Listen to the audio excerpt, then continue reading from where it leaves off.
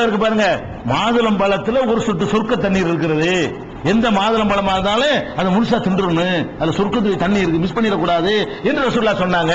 இதெல்லாம் பொம்பளையில சாதமா தெரிஞ்சு வச்சுக்கிறாங்க. இது உண்மை நினைச்சுக்கிட்டு நடைமுறையில் செய்வாங்க. மாதுளம் பழத்தை முழுசா தின்றுவாங்க, மற்றவங்க அறுத்து பாதி போடுவாங்க.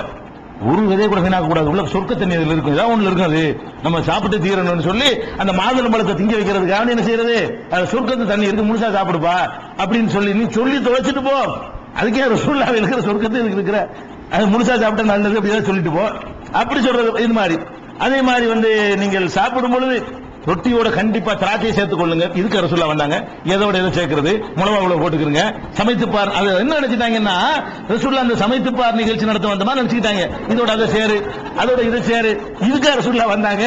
அவங்களே வினிகர்ல தொட்டு சாப்பிட்டு போயிருக்காங்க. குழம்பு கூட வைக்கிறதுக்கு வழி இல்ல, எண்ணெயில தொட்டு வினிகர்ல தொட்டு ரொட்டி சாப்பிட்டு, இதான் அவங்க செஞ்சது. இவங்க என்ன பண்றாங்க, இதோட அதை சேர்த்து தொட்டு சாப்பிட்டு பாரு, இதோட அதை சேர்த்து ரொம்ப டேஸ்டா இருக்கும். இதுக்கு ரசூலுல்லாஹ் வரல. அப்படி ஒரு லக்ஸரியான வாழ்க்கையை ரசூல் ஸல்லல்லாஹு அலைஹி வஸல்லம் வாழவும் இல்லை. அப்ப அந்த மாதிரி என்ன செய்யறாங்க, நீங்கள் ரொட்டி சாப்பிட்டால் கண்டிப்பா அதனோடு திராட்சையை சேர்த்துக் கொள்ளுங்க. ரொட்டியோட திராட்சை, அது காம்பினேஷன் நல்லாவே இல்லை. பார்த்தா கூட ரொட்டியோட திராட்சை வேற ஏதாவது சொன்னாலும் பரவாயில்லை, ரொட்டியும் திராட்சை நீங்க கற்பனை பண்ணி பாருங்க, மேட்ச் ஆகுமா? பார்த்தாலும் இது சரி நல்லாவும் இல்ல. ஆனா ரசூலுல்லாஹ் சொன்னாங்க நினைச்சிருக்காங்க, ரொட்டியும் திராட்சையும் சாப்பிடுங்க சேர்த்துக்கிட்டு, அது காம்பினேஷன் நல்லாவே இல்லை. அடுத்து என்ன பண்றாங்கன்னு கேட்டா, சொரக்காய் இருக்குல்ல, சொரக்காய் எப்படிப்பட்டது தெரியுமா? அது மண்ணக்கல் பித்தீக பக்கத்தகல் தெரியும், ஓவர் டூ மச், இது அதிகம். எவன் சொரக்காத்துல சொர்க்கத்துக்கு போயிருவான், மற்றதாவது சொர்க்கத்துல ஒரு சொட்டு தண்ணி தான் இருக்குது. சொரக்காய்க்கு என்ன பண்ணி விட்டாங்கன்னு கேட்டா, மண்ணக்கல பித்தீக பக்கத்தகல் ஜன்னா, மண்ணக்கல துப்பா பக்கத்தகல் ஜன்னா, அந்த மாதிரி எல்லாம் எழுதி வச்சுட்டாங்க. அதுக்கு சொரக்காய் பத்தி ஹதீஸ் இருக்குது. என்ன ஹதீஸ் இருக்குன்னா, ரசூல் ஸல்லல்லாஹு அலைஹி வஸல்லம் விரும்பி சாப்பிடுவாங்கன்னு இருக்குது. சொரக்காய் குழம்புல இருந்தா, கறி குழம்புல ஏதாவது போட்டிருந்தா சொரக்காய் மட்டும் எடுத்துறது விரும்பி சாப்பிடாது, அவங்களுடைய விருப்பம். உடம்ப விரும்ப மாட்டாங்க, சொரக்காய் விரும்பினாங்கன்னா அதைத்தான் நீங்க விரும்பணும்னு அவசியம் கிடையாது, மார்க்கம் கிடையாது.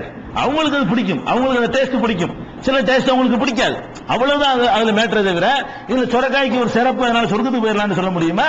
இந்த மாதிரி எல்லாம் உணவுகளை பற்றி இட்டுக்கட்டி வைத்திருக்கிற காட்சியை பார்க்கிறோம். ஃபுட்டு சம்பந்தமா எல்லாம் போய், ஃபுட்டு சம்பந்தமா சொன்னான்னு வைங்களேன், எல்லாம் பொய் தான். எந்த ஃபுட்டையும் பேரிச்சம்பழத்தை கொண்டு நோம்பு தரங்கள் தவிர, கோதுமை தான் சிறந்தது, அரிசி மட்டும், உளுந்து சிறந்தது, தோரம்பருப்பு நல்லது இல்ல, தோரம்பருப்புல இந்த பிராண்டு நல்லது, அந்த பிராண்ட் நல்லது இல்ல, கடலை, இதெல்லாம் ரசூலுல்லாஹ்வுடைய வேலை கிடையாது.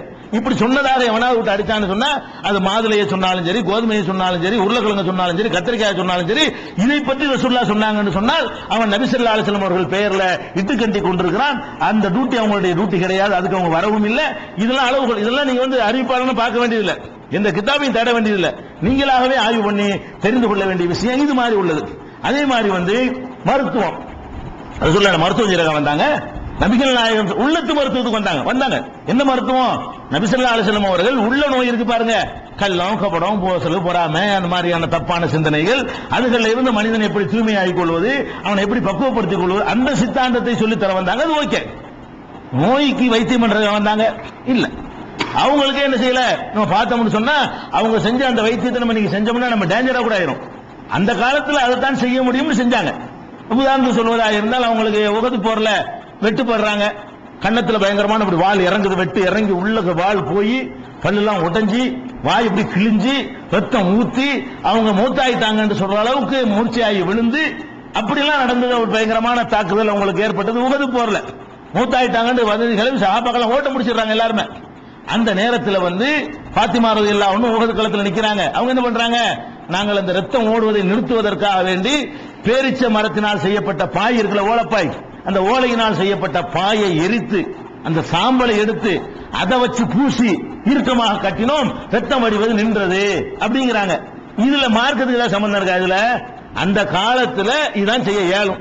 தையலா போட முடியும், அல்ல ரத்தத்தை நிப்பாட்டுறதுக்கு ஊசியா போட முடியும். அது மாதிரியான மருந்துல கண்டுபிடிச்சா வச்சிருந்தா மனுஷன், அல்ல பாம்பை கொண்டு கொத்த விட முடியுமா? பாம்பு விஷம் ரத்தத்தை உரைய செய்ய முடியும். அதோட அளவா கொடுத்து நம்மளை உரைய வைக்கிறான், மொத்தமா கொடுத்தா மொத்தமா உறைஞ்சு போயிடும், ஆள் காலி ஆயிருவோம். அப்ப விஷத்தில் இருந்து ஒரு சின்ன அளவு எடுத்து என்ன செய்யறான், நம்மளுடைய ரத்தங்களை ஆபரேஷன் பண்ணும்போது லேசா செலுத்தினான், அதுக்கு கசிவது நிக்கிறது, உடனே இந்த வேகத்தில் இணைஞ்சிடறான், ஆபரேஷன் பண்ணி முடிச்சு விடுறான். அப்ப இவங்க அந்த காலத்துல இதை செஞ்சாங்கிறக்காக நீங்க இதை செய்யலுமா? மருத்துவம் என்பது ரசூலுல்லாஹ் அந்த காலத்துல கோதுமை சாப்பிட்டாங்க, நம்ம கோதுமைங்கிற சுண்ணத்துன்னு சொல்ல முடியுமா? ரசூலுல்லாஹ் ஒட்டகத்துல ஏறி போனாங்கிறக்காக நம்ம ஒட்டகத்துல போற சுண்ணத்துன்னு சொல்லணுமா? அல்லது பிளைட் விமானம் அதை பயன்படுத்திக் கொள்ளணுமா? அப்படி விளங்கிக்கிறோம். இதெல்லாம் உலகத்தில் உள்ள விஷயங்களா? இந்த காலத்துல ரசூலுல்லாஹ் வாழ்ந்தா பிளைட் எல்லாம் போயிருப்பாங்க, இந்த காலத்துல ரசூலுல்லாஹ் வாழ்ந்தார்களே ஆனால் ட்ரெயின்லயோ பிளைட்லயோ போய் தாவா பண்ணிருப்பாங்க. இந்த காலத்துல ஒட்டகத்துக்கு போயிருக்க மாட்டாங்க. அந்த காலத்துல இருந்தாங்க, அது இல்ல. இது இருந்துச்சு, அதை பயன்படுத்திக்கிட்டாங்க. இது எல்லாம் போட்டு தேவையில்லாம வந்து ரசூலுல்லாஹ் மருத்துவம் சொல்ல வந்த மாதிரி திப்ப நபவின்னு விட்டுருக்காங்க. நபி வழி மருத்துவம் அவன் போட்டு ஆரம்பிச்சுட்டானோ நபி வழி மருத்துவம்னு சொல்லிட்டு, நீ மருத்துவம் பண்ணி தொலைச்சிட்டு போப்பா. அது என்ன நபி வழி மருத்துவம்? நபி இந்த மருத்துவம் பண்றதுக்கு வந்தாரு. ஒரு ஃபேஷன் எல்லாம் அவங்க புரிஞ்சாங்களா போய் இந்த யாருக்கு போய் வைத்தியம் பண்ணிட்டு இருந்தாங்க? அந்த காலத்தில் எது வைத்தியமோ தேல் கொட்டிருச்சுன்னு சொன்னா அதை வெட்டி உப்பு தண்ணியால் ஊத்துவாங்க. பாட்டி வைத்தியத்துல அதை ரசூலுல்லாஹ் செஞ்சிருக்காரு. அதை எப்ப செய்ய முடியும்? தேல் கொட்டினா ஒரு இன்ஜெக்ஷன் அடிச்சா முடிஞ்சு வச்சுக்காத. அதான இப்ப செய்யணும். அப்ப நபி ஸல்லல்லாஹு அலைஹி வஸல்லம் காலத்துல சில விஷயங்களை அவங்க செஞ்சாங்க. அதை வச்சுக்கிட்டு என்ன பண்றாங்கன்னா நபி வழி மருத்துவம். அப்ப இந்த அந்த வைத்தியம் பண்றவன் ஆக்சிடென்ட் ஆயிட்டான், சாம்பலை தான் கட்டுறதா இவனுக்கு? நான் கேட்கிறேன், எவன் இந்த நபி வழி மருத்துவம் வைத்தியம் பண்ணிட்டு போர்டு போட்டு இருக்கிறானோ இவன் ஆக்சிடென்ட் ஆயிட்டான்னு வைங்க, இழுத்துக்கிட்டு போய் என்ன பண்ணனே, சாம்பலை நல்லா பாயை எரிச்சு அந்த ஆஸ்பத்திரி கொண்டு போய் தையெல்லாம் போடக்கூடாது. நீங்க ஆக்சிடென்ட் ஆனா என்ன பண்ணனே? அப்படி அர்த்தம், அப்படி செய்ய முடியாது.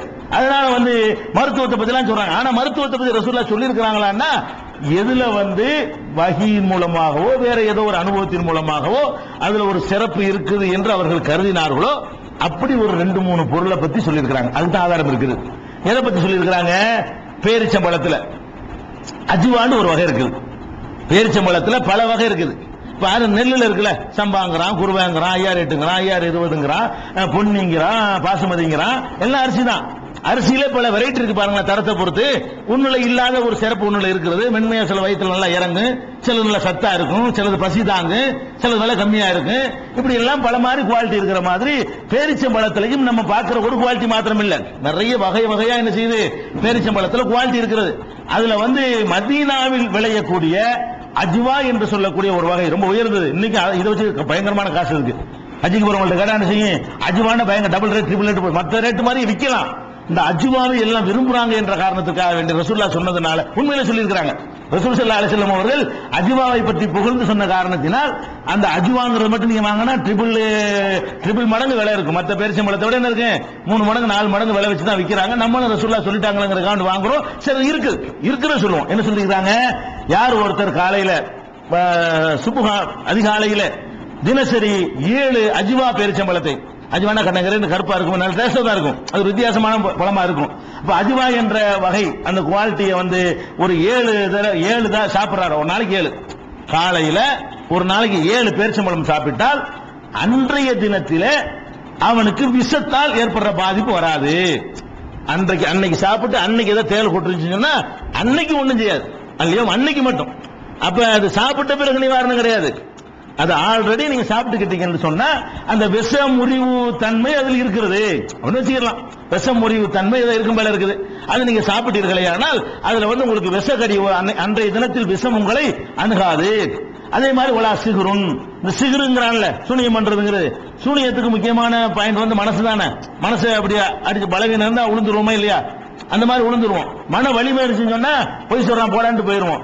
இந்த பேரிச்சம்பழம் வந்து நல்லா ஹார்ட்டை வலுப்படுத்தணும் நினைக்கிற வேண்டியதான். அதான அர்த்தம். இது சாப்பிட்டான்னு சொன்னா நல்ல இதயத்தை நல்லா வலிமைப்படுத்தும். இரண்டாவது வந்து அந்த விஷத்தை முறிக்கக்கூடிய ஒரு சக்தி இருக்கிறது என்று ரசூல் ஸல்லல்லாஹு அலைஹி வஸல்லம் சொன்னதாக புகாரில 5445, 5768, 5769, 5779 இதெல்லாம் இருக்கிறது. இந்த ஒரு ஹதீஸ் இருக்கிறாங்க. இந்த ஹதீஸ்ல ஒரு பிரச்சனை இருக்கிறது. இந்த ஹதீஸ் புகாரில இடம்பெற்றாலும் இது அறிவிக்கக்கூடிய ஒரு ஜும்மா பின் அப்துல்லான்னு ஒருத்தர் அறிவிக்கிறாரு. இந்த ஆள் அறிவிக்கிற ஒரே ஹதீஸ் ஒண்ணுதான். இப்படி ஒரு ஆள் அறிவிக்கிறாரு, புகாரி இமாமுடைய உஸ்தாதுன்னு சொல்லப்படுகிறாரு. இவர் அறிவிக்கிற எந்த ஒரு ஹதீஸும் புகாரிலேயோ முஸ்லிம்லயோ திருமதியிலேயோ அபுதாவுலையோ இப்னு மாஜாவுலையோ நசையிலையோ வேற எந்த கிதாபுகள், இந்த 6 கிதாபுல எதுலையுமே இவர் அறிவிக்கிற வேற எந்த ஹதீஸுமே வரவில்லை. இந்த ஒன்னே ஒன்னு அறிவிக்கிறாரு.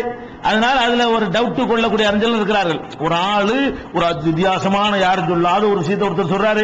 இந்த மாதிரி ஒரு மேற்று பரவல ஒரு 4 பேராக சொல்லணும். இந்த ஒத்த மனுஷன் தான் சொல்றாரு, இவர் வேற ஒரு ஹதீஸை அறிவிச்சிருக்காரு, அறிவிக்கல, ஒன்னே ஒண்ணுதான் அறிவிக்கிறான்னு வந்தாரு. இவர் இருந்தாரா இல்லையா? உண்மையில அப்படிலாம் ஒரு டவுட்டுகள் வரக்கூடிய இடத்துல ஒண்ணு வச்சிருவாங்க. சரி அப்படி ஒண்ணு வருது, சரி இது இருக்குன்னு வச்சுக்கிறோம், இதை சொல்லிட்டு போ. இருக்குதுல அஜி வாங்குற பேரிச்சம்பழத்தை சாப்பிடுங்கப்பா, அது நல்லது, ஹதீஸ்ல இருக்குது. அதே மாதிரி வந்து காளான் இருக்குல்ல, காளானை பற்றி ரசூல் ஸல்லல்லாஹு அலைஹி வஸல்லம் பாராட்டி சொல்லி இருக்கிறாங்க. அது வந்து இன்னைக்கும் கூட காளான் வந்து சயின்டிபிக்கா வந்து வளர்த்து சாப்பிடுங்க, வீட்டில் உற்பத்தி பண்ணுங்க, அது ரொம்ப நல்லது, புரோட்டீன் இருக்குன்னு சொல்றான். அப்ப அல் குமாத்து மினல் மன்னி வ மாவுஹா ஷிஃபாஉன் லில் ஐனி, குமாத்து காளான் இருக்கு பாருங்க, இந்த மண்ணுண்டு எல்லாம் இறக்குறான மண்ணு செல்வா, மண்ணுன்னா இந்த வகை இதை சேர்ந்ததுதான். காளானத்தான் அல்ல இறக்கணும் ரசூலுல்லாஹ் சொல்லிவிட்டாங்க. காளானுக்கு நல்ல இறைச்சி மாதிரி இருக்கு, வறுத்து சாப்பிட்டீங்கன்னா அந்த இறைச்சி வறுவல் மாதிரியே சாப்பிடலாம், இறைச்சி மாதிரியே சமைக்கலாம், கறிக்கு உள்ள மாமிசத்தெல்லாம் போட்டு கறி மாதிரியான டேஸ்ட்ல கொண்டு வரலாம். அந்த மாதிரி இருக்கிறதுனால ரசூலுல்லாஹ் சொல்றாங்க காளான் என்பது மண்ணு சொல்றான மண்ணு செல்வா அது சிறைவெல்ல கொடுத்தது அதை சேர்ந்தது, மண்ணை சேர்ந்தது. மண்ணோட தமிழ் மண் இல்ல, இந்த மண் அந்த குர்ஆன்ல வரக்கூடிய மண்ணை சேர்ந்து நினைக்க கூடாது. மாவுஹா ஷிஃபாவுல் லில், அதுல இருந்து வரக்கூடிய அந்த சாறு இருக்கு பாருங்க, அது கண் நோய்க்கு நிவாரணம் தரக்கூடியது. அதுல உள்ள சொட்டு கண்ணில் விட்டுட்டோம்னா அந்த கண்ணில் உள்ள கசடுகளை எல்லாம் என்ன செய்யாது, கிளீன் பண்ணக்கூடியது என்று ரசூல் ஸல்லல்லாஹு அலைஹி வஸல்லம் சொன்னார்கள் என்று சொல்லி புகாரியில 4478, 4639, 5708 ஆகிய ஹதீஸ்கள்ல பாக்குறோம். காளானை பத்தி கூட சொல்லி இருக்காங்க. இது ஆதாரம். சரி, இது சொல்லிட்டு போ, இருக்கிறனால சொல்லிட்டு போ. தேன் இருக்கு, தேனை பத்தி அல்லாஹ்வே குர்ஆன்ல சொல்றான், ஷிஃபா இருக்கிறது. குர்ஆன்ல 16வது சூராவுல 69வது வசனத்துல அதுல என்ன செய்யறான்னு கேட்டா, யஹ்ருஜு மின் புத்தூனிஹா ஷராபுன் முக்தலிஃபுன் அல்வானுஹு ஃபீஹி ஷிஃபாஉன் லின்னாஸ், அதுல பல வண்ணங்களை உடைய பானம் நமக்கு கிடைக்கிறது. தேன் கூட்டிலிருந்து தேனிலிருந்து கிடைக்கிறது. ஃபீஹி ஷிஃபாஉன் லின்னாஸ், அது மனித குலத்துக்கு ஷிஃபா, நோய் நிவாரணமாக அமைந்திருக்கிறது. சயின்டிபிக்காவும் அதுல நோய் நிவாரணம் இருக்குது. அல்லாஹ்வும் சொல்றான் சயின்டிபிக்கா இருக்கு, அது ஓகே. அதே மாதிரி கரிஞ்சீரகம் இருக்குல்ல, கரிஞ்சீரகத்தை பத்தி அல் ஹபத்து சௌதா, கரிஞ்சீரகம் இருக்குது, அது அனைத்து நோய்களுக்கும் நிவாரணம். அதிகமான நோய் நிவாரணமா இருந்தா அனைத்து நோய்னு சொல்லியிருப்பாங்க.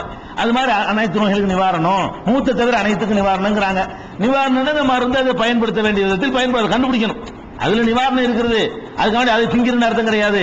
ஒண்ணுக்கு சில தடவுறதுனால சில குணமாகும், சிலது அதோட இன்னொன்னு சேர்க்கறதுனால அதுல மெடிசன் தன்மை வரும், சில சும்மா திங்கிறதுனால வரும். அதை கரெக்டா அதை கண்டுபிடிச்சு ஆராய்ச்சி பண்ணி எடுங்கப்பான்னு சொல்றாங்க. அதுல எல்லா விதமான மருந்து இருக்குது, அதை அதுக்கு தகுந்த முறையில் பயன்படுத்திக்கிட்டீர்களே ஆனால் அதை இப்ப தைலமாக்கி தயார் பண்ணி அனுப்புறாங்க. அதை உறிஞ்சு ஜலதோஷம் பிடிச்சுன்னு வைங்களேன், கொஞ்சம் கரிஞ்சீரகத்தை எடுத்து துணியில சுத்தி கசக்கி 2 இழுப்பு வைத்தீங்கன்னா ஜலதோஷம் இருந்து தெரியாம ஓடி போயிடும், அப்படி ஓட்டுன்னு கொட்டி போயிடும். இப்படி எல்லாம் கிராமத்துல ஜலதோஷத்தை வைத்தியம் பண்ணுவாங்க. விஷக்கடியா இருக்குன்னு வைங்களேன், அதை கொடுப்பாங்க. இதெல்லாம் மருத்துவமும் இருக்கு, தெரியுது, ஹதீஸும் இருக்குது. இதை தவிர நீங்க சொல்றாங்களே காசினி கீரைங்கிறான். என்னடா காசினி கீரை? காசினி கீரை ஒரு கீரை இருக்கு, ரசூலுல்லாஹ் காலத்துல இருந்துச்சா, நான் தான் கண்டுபிடிச்சேங்கிறான். அந்த கீரை இந்த கீரை எல்லாம் நபி வழிதான். நபிகள் நாயகம் சொன்னாங்க. என்ன சொன்னாங்களா, யாராவது குழந்தை இல்லைன்னு சொன்னா முட்டையும் வெங்காயத்தையும் சேர்த்து சாப்பிட புள்ள பிறக்கும்டாங்க. ரசூலுல்லாஹ் ஒருத்தர் வந்தாராம், எனக்கு பிள்ளையே பிள்ளை இல்லையா, முட்டையும் வெங்காயத்தையும் சேரு சாப்பிட்டு பாரு புள்ள வந்துடும். முட்டை வெங்காயத்தை எங்க ஊர்ல சேர்த்தான் சாப்பிடுவாங்க, ஆம்லெட் போட்டா நம்ம அதான் சாப்பிட்டு இருக்கிறோம். ஆம்லெட் நீங்க 50 பேர் புள்ள வந்துடுறாங்க, அப்ப முட்டையும் வெங்காயத்தையும் சாப்பிடுன்னு ரசூலுல்லாஹ் சொன்னாங்களா? அது திங்காத ஒருத்தம் கூட கிடையாது.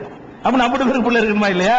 ரசூலுல்லாஹ் சொன்னாங்கன்னு. அது மாதிரி பெண்கள் இந்த பிரசவித்த பிறகு இந்த நிபாஸ் உதிரப்போக்கு போகும் இல்லையா, அது போனுச்சுன்னா அது நிப்பாட்டுறதுக்கு பேரிச்சை மரத்தை கூட நின்றும் ரசூலுல்லாஹ் சொன்னாங்க. இதுங்க ரசூலுல்லாஹ் சொன்னாங்க, இதுக்கு ரசூலுல்லாஹ் வந்தாங்களா? அது எப்படி நிறுத்துறது? அது பாட்டு வந்துட்டு இருக்கு, தன்னால் நின்று போயிடும். நோயாது, அது நோய் கிடையாது. மாதவிடாய் எப்படி நோய் இல்லையோ அந்த நிபாஸ் என்பது நோய் கிடையாது. அதனுடைய கழிவுகள் வெளியே வர்றதுக்கு அல்லாஹ் சொல்லி செட்டிங் பண்ணியிருக்கிறான். அது மாதிரி எல்லாம் பண்ணியிருக்கிறாங்க. இப்படி எல்லாம் மருத்துவத்தின் பெயரால அந்த நோய்க்கு இந்த மருந்து, இந்த நோய்க்கு அந்த மருந்து, இதெல்லாம் நிறைய கட்டி விட்டிருக்கிறார்கள். இதெல்லாம் தவிர்த்துக் கொள்ள வேண்டும். அது மாதிரி வேற சில அடிப்படையான விஷயங்கள்லாம் இருக்கிறது. உங்களுக்கு பெண்களை பற்றி தாக்கி நிறைய ஹதீஸ்கள் எடுத்து கட்டிருக்காங்க. பொம்பளைகளை பத்தி அவங்களோட ஆலோசனை கேளுங்க, ஆனா மீறி நடங்க. ரசூலுல்லாஹ் சொன்னாங்களாம், நீங்க ஆலோசனை கேளுங்க, பொம்பளைகள்ட்ட மீறி நடத்துங்க. ஆலோசனை என்ன சொல்றாங்களோ செய்யாம விட்டுருங்க, செய்யாதுன்னு செஞ்சு விடுங்க. அப்படித்தான் செய்யணும். பெண்களை சொல்ல கேட்கறது கை சேதத்தில் முடியும். இப்படியான ஒரு அடிப்படையில் இட்டு கட்டி வச்சிருக்கிறார்கள். இப்படி நிறைய இருக்கிறது. சில அளவுகள் தான் சொல்ல முடியும், டைம் முடிந்து விட்டது. அதனால என்ன பண்ணணும், இந்த அளவுகளை கவனத்தில் வைத்துக் கொண்டு இஸ்லாத்தின் பெயரால் இந்த வகையில் உங்களுக்கு கட்டுக்கதைகள் இட்டு சொல்லப்படுமையானால் கேர்ஃபுல்லா கவனமாக இருந்து இது மாதிரி விஷயங்கள் மார்க்கத்தில் இல்ல அதை புரிஞ்சுக்கிறேன்னு. ரசூல் ஸல்லல்லாஹு அலைஹி வஸல்லம் அந்த நோக்கம் இதுக்கு அல்ல. உணவுகள் எது நல்ல ருசியா இருக்கும், எது திண்டா நோய், அதை கற்றுத்தரக்கு ரசூலுல்லாஹ் வரவே இல்லை. எப்படி சமைக்கலாம் அதுக்கு சொல்றதுக்கு வரவே இல்லை.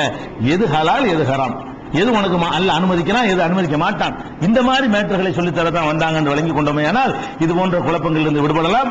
இப்ப இந்த 29 நாட்களும் நம்ம இஸ்லாத்தின் பெயரால் கட்டுக்கதைகள் என்ற இந்த தொடர்ல நிறைய கட்டுக்கதைகளை தொட்டு தான் காட்டிருக்கிறோம். தஃசீர்ல உள்ளது எல்லா கட்டுக்கதையும் சொல்லிவிடவில்லை, சஹாபாக்கள் பேர்ல உள்ள எல்லா கட்டுக்கதையும் சொல்லவில்லை, சூஃபியாக்கள் செஞ்ச எல்லா கட்டுக்கதையும் சொல்லவில்லை. அப்படி தொட்டு காட்டியிருக்கிறோம். நீங்க அதை வச்சு என்ன செய்யலாம், நாளை பின்ன புதுசா பார்க்கும்போது தப்லீகி தாலீம் தொகுப்பு எடுத்துக்கிட்டு அதை சொல்லலாம் 3 மாசத்துக்கு அவ்வளவு கட்டுக்கதை உள்ள இருக்கிறது.